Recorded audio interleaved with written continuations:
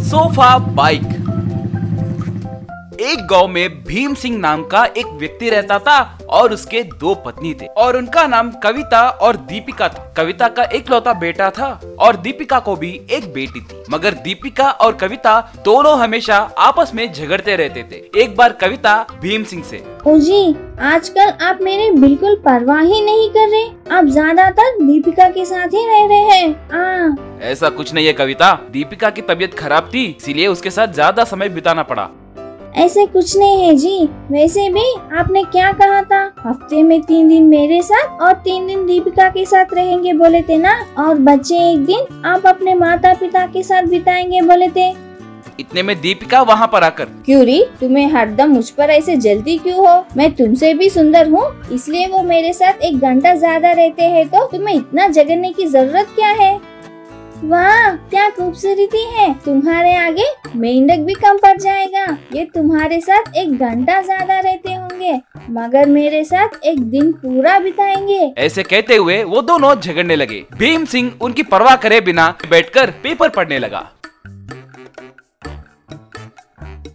ओ जी, देखो वो मुझे कैसे गाली दे रही है। वो मुझे उतना सुना रही है तो आप क्यों नहीं रोक रहे?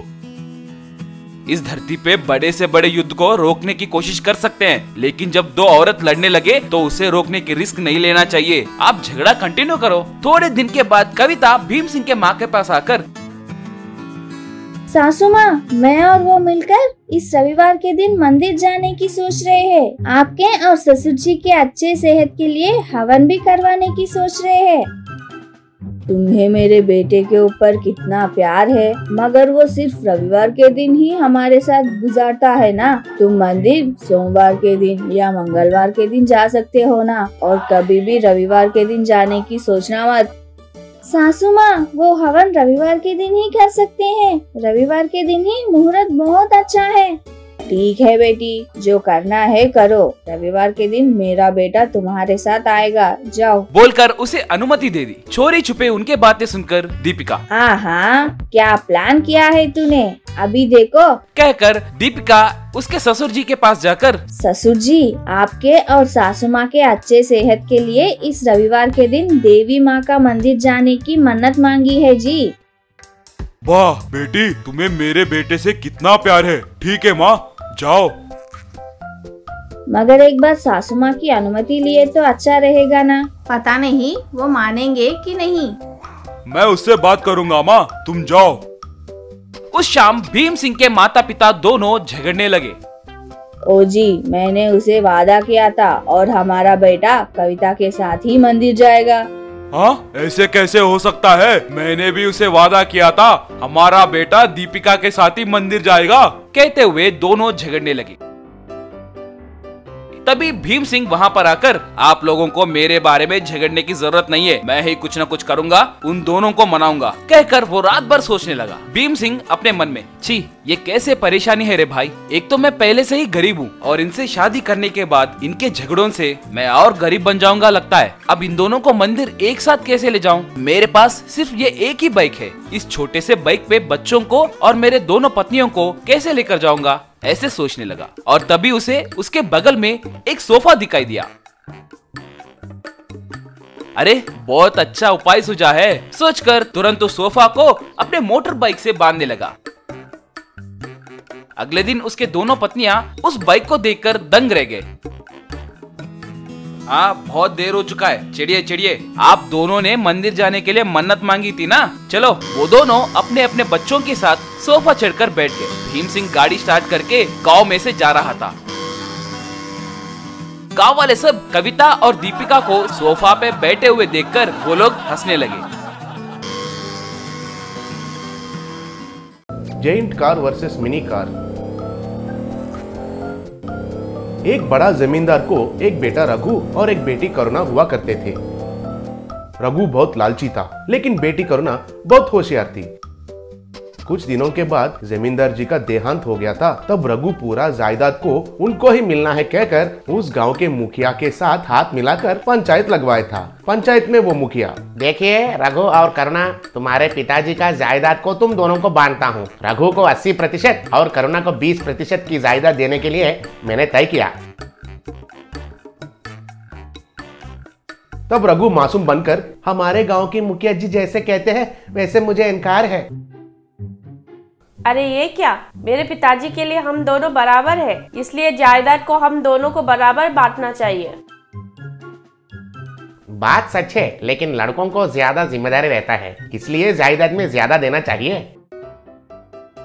आज के जमाने में जिम्मेदारी एक को ज्यादा एक को कम ऐसा नहीं होता है मुखिया जी।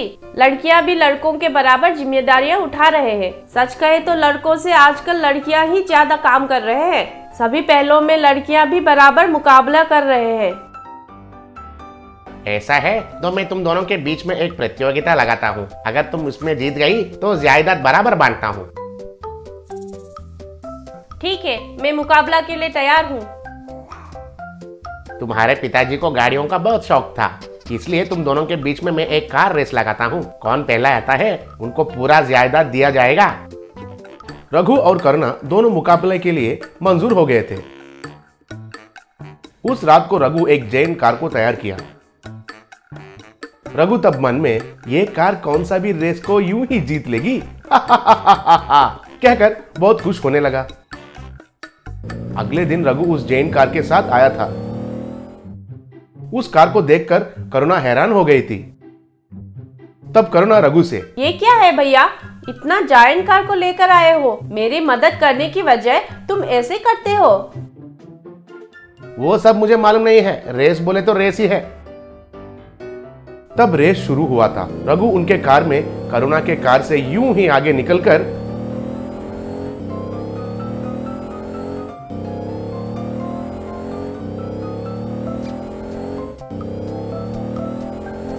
उस रेस को जीत गया था।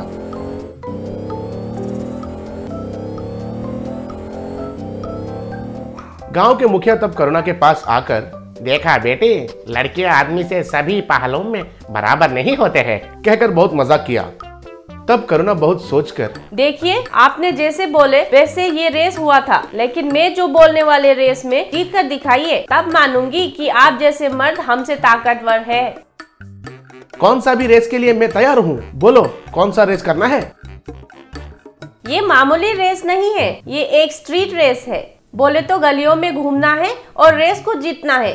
मैं जो कहे गंतव्य को कौन पहले पहुंचता है वही रेस जीतेगा। गांव की मुखिया तब उस रेस को शुरू किया। करुणा तब उनकी मिनी कार में गांव के गलियों में बहुत आसानी से चलाने लगी, लेकिन रघु को उनके जैन कार को उस गलियों में घुसाने के लिए बहुत मुश्किल हो रहा था। आखिर में रघु गंतव्य पहुंचकर देखा तो करुणा वहां पहले से ही पहुंच गई थी। ऐसे करुणा उस स्ट्रीट रेस में जीत गई। करुणा तब गांव की मुखिया से, देखा मुखिया जी, हम लड़कियां भी आप मर्द के बराबर पैदा हुए हैं। भगवान सबको एक ही तरह पैदा किया है। आदमी और औरत का फर्क छोड़कर इस जमाने में लड़कियों की आदत जब करते हैं तभी ये समाज अच्छा है कहकर मैं मानती हूँ। तब वो गांव की मुखिया बहुत शर्मिंदा हो गया और कुछ नहीं कर पाया और जमींदार की जायदाद को उन दोनों को बराबर बांट दिया। सिम्हापुरी कहकर एक छोटा सा गांव है। उस गांव के लोग चूहों की वजह से बहुत मुसीबत झेलते रहते थे। एक दिन रमेश उनके दोस्त से, अरे गोविंद, ये चूहे हर रोज ये एक नया मुसीबत लेके आ रहे हैं। मेरे घर में रुपयों को कुतार कुतार कर चकनाचूर कर दिए हैं। कुछ भी करने से भी ये चूहे यहाँ से नहीं जा रहे हैं। हाँ रमेश, हमारे घर में भी जरूरी कागजात को भी कुतार दिया इन चूहों ने। इनका मुसीबत हर रोज बढ़ता जा रहा है भाई, कहकर दोनों विचार करने लगे थे।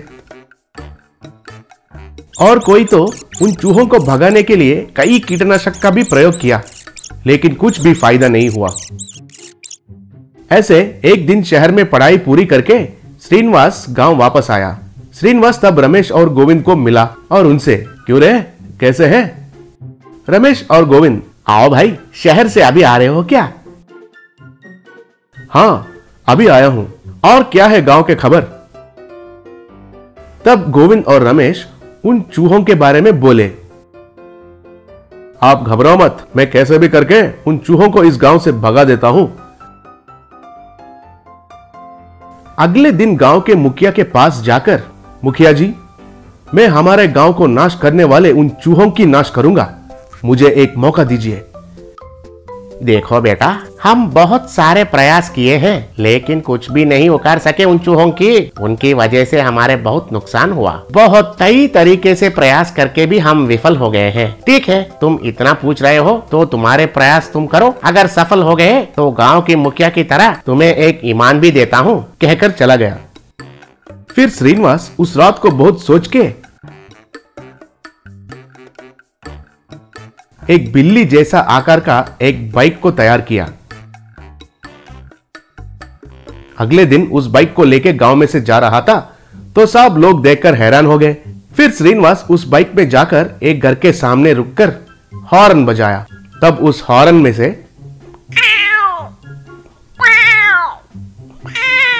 बिल्ली की आवाज जैसा आया।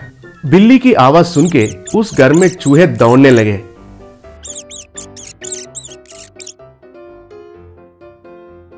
ऐसे श्रीनिवास सब घर के सामने जाकर बिल्ली की हॉर्न बजाने लगा। की आवाज सुनते ही उस घर में से चूहे बाहर दौड़ने लगे। ऐसे 2 दिन और रात बिना थके हुए सब घरों के सामने जाकर हॉर्न बजाकर उस गांव में से सब चूहों को भगा दिया।